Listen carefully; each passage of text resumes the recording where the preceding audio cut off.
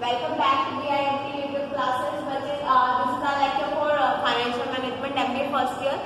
तो हम लोग मॉडल्स पढ़ रहे थे आपका बिजनेस वैल्यूएशन का, अपने बिजनेस को मैनेजमेंट का, ठीक है। तो नेक्स्ट हमारे पास है conventional DCF method detection and capital bursting.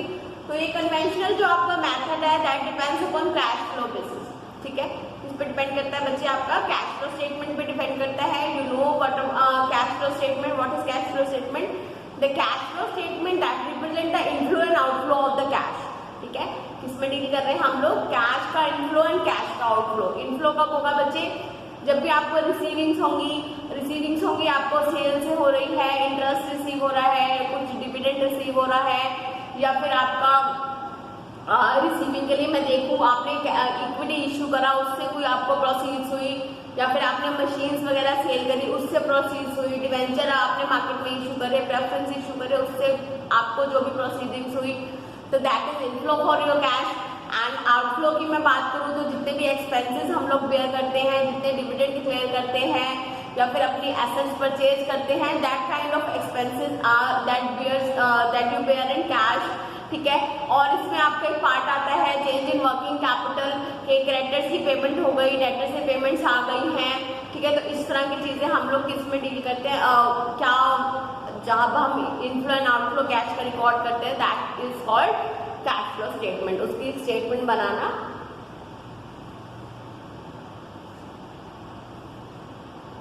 तो देखते हैं। Conventional cash flow is a series of inward and outward cash flows over time in which there is only one change in cash flow direction. A conventional cash flow for a project or investment is typically structured as an initial outlay or outflow followed by a number of inflows over a period of time, ठीक है। तो आपका initial outflow and followed by a number of initial आपका inflow, ठीक है, cash inflow. तो over a time period आपका क्या कहलाता है बच्चे? कन्वेंशनल कैश फ्लो कहलाता है। In terms of mathematical notation के टर्म्स में हम लोग कुछ चीजें ऐड करेंगे, कुछ चीजें लेस करेंगे, तो बेटा ऐड ऑन क्या होंगे? जितना भी इनफ्लो होगा कैश का ऐड होगा एंड जितना भी आउटफ्लो होगा that would be minus, okay, less होगा। So, in terms of mathematical notation, it would be shown as minus plus minus, denoting an initial outflow of at a time period of 0 and inflows over the next 5 periods. Next हम बात करते हैं discount cash flow. तो आपका conventional क्या था कि एक बार ही आपका आउटफ्लो हुआ है, नेक्स्ट आपका 5 पीरियड तक बस इनफ्लो होता जा रहा है। तो 1 इज माइनस एंड 5 पॉजिटिव आपको फिगर सिखानी है। नेक्स्ट है आपका DCF, that is discount cash flow. Discounted cash flow is the valuation method used to estimate the attractiveness of an investment opportunity. Discounted cash flow analysis use future free cash flow projection and discounts them using a required annual rate to arrive a present value of estimate. तो देखिए हम discounted आपका जो आपको cash flow पढ़ना है वो क्या होता है बच्चे? उसमें क्या होता है 1 रुपये की आपको प्रेजेंट वैल्यू दी होती है। 1 रुपये की आपको क्या दिया? फ्यूचर वैल्यू दी है या प्रेजेंट वैल्यू दी है। दैट मीन्स अगर आपको 1 रुपये की वैल्यू 0.9 या 0.9 दी है, ठीक है, तो दैट मीन्स 10% का क्या बच्चे इसमें आपका डिस्काउंट है। तो जिस टाइम आप प्रेजेंट वैल्यू कैलकुलेट करेंगे तो आपको क्या करना है? जितने भी रुपीज हैं आपको उससे मल्टीप्लाई करना है प्रेजेंट वैल्यू से, दैट इज 0.9, ठीक है। तो इस तरह से हम लोग क्या करते हैं बेटा? क्या निकालते हैं? डिस्काउंटेड कैश फ्लो आपका काउंट किया जाता है। At a present value estimate is done used to evaluate the potential for investment. If the value arrived at through DCF analysis is higher than the current cost of the investment, opportunity may be a good one. तो अगर हम लोग अपनी current cost देखें investment की, और जो भी आफ्टर अ टाइम पीरियड हमें डिस्काउंटेड मिल रही होती है बेटा, वो ऑलवेज क्या होती है? आपकी बेटर होती है, ठीक है। तो आपकी जो क्या है हम लोग कह सकते हैं वो एक गुड अपॉर्चुनिटी है। टाइप्स ऑफ DCF टेक्निक्स, किस किस तरह दो तरह की होती हैं, एक तो एनपीवी, एक आईआरआर आपका। तो NPV is net present value and IRR is internal rate of return, ठीक है। तो एनपीवी नेट प्रेजेंट वैल्यू, तो आपको जो मैंने प्रेजेंट वैल्यू का बताया है उससे हम लोग डिस्काउंट कैलकुलेट कर लेते हैं। जैसे इतने की प्रेजेंट वैल्यू है, मान लीजिए 9.9 की, 1 रुपीज की है, तो हम उसे टोटल जितना भी हमने कॉस्ट लगाई है उससे मल्टीप्लाई कर लेंगे।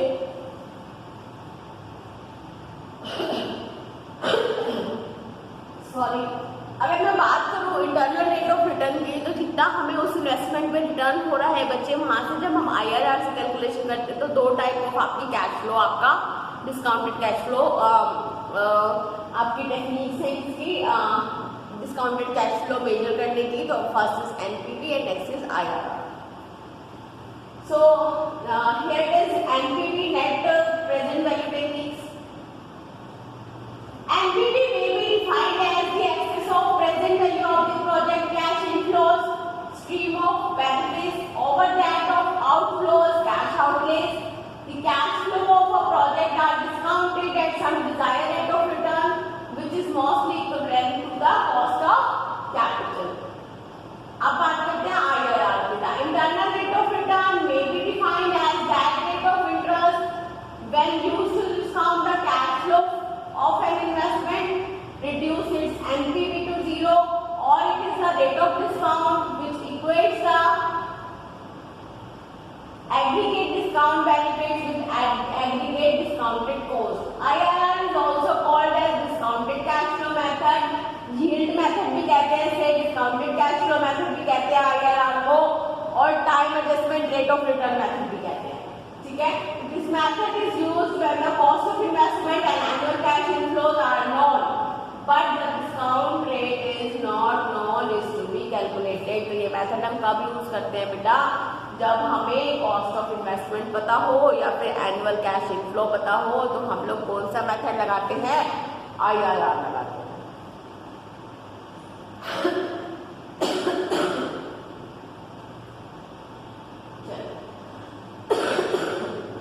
बात कर रहे हैं इन्फ्लेशन की और कैपिटल बस्टिंग की। इन्फ्लेशन क्या है बेटा आपका? इन्फ्लेशन है कि महंगाई बढ़ना, चीजों के प्राइसेस बढ़ना। किस तरह से फिर हम अपने कैपिटल को बजट करके चलते हैं? तो दो टॉपिक हमें पढ़ने हैं अपने बिजनेस को मैनेज करने के लिए, अपने फाइनेंस को मैनेज करने के लिए, inflation and capital busting. Sorry, inflation and capital busting are closely related and at no cost capital busting can be completed without taking into account inflation. तो इन्फ्लेशन और कैपिटल बस्टिंग आपकी क्या है? Close related है। आप कह सकते हैं कि कोई भी फर्म कैपिटल बस्टिंग का टास्क पूरा कर ही नहीं सकती है without inflation. All of us know that inflation causes our purchasing power to decline। कि महंगाई बढ़ने से क्या हो जाता है बच्चे? हमारी परचेजिंग पावर कम हो जाती है।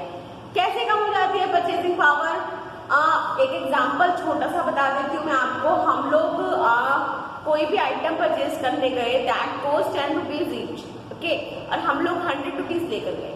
बट जब हम वहाँ गए दैट और मार्केट में हमने उसे खरीदना चाहा, तो उसकी कॉस्ट बेटा बढ़ चुकी थी, आपकी महंगाई बढ़ चुकी थी। वो आपकी कितने की हो गई थी? 15 रुपए की। अब सपोज कीजिए चलिए 15 रुपए की हो गई थी, ठीक है। या 12 मान लेते हैं, 15 तो ज़्यादा हो जाएगा, 150% हो जाएगा। कॉस्ट इतनी भी हाई अब एकदम से नहीं होती है। सो वो आपकी कितने की थी बेटा? 12 रुपए की हो चुकी थी। तो बताइए, अगर आप 10 रुपीज से आप कितनी क्वांटिटी परचेज कर ला पाते हैं? 10 नंबर ऑफ आइटम 100 रुपीज में। बट इन केस आपके 12 रुपीज में आप कितने नंबर ऑफ आइटम परचेज कर पाएंगे? 8, 12 8 96, ठीक है। तो आपकी परचेजिंग पावर क्या हो गई? डिक्लाइन हो गई ड्यू टू इन्फ्लेशन, ठीक है। All of us know that inflation causes our purchasing power to decline.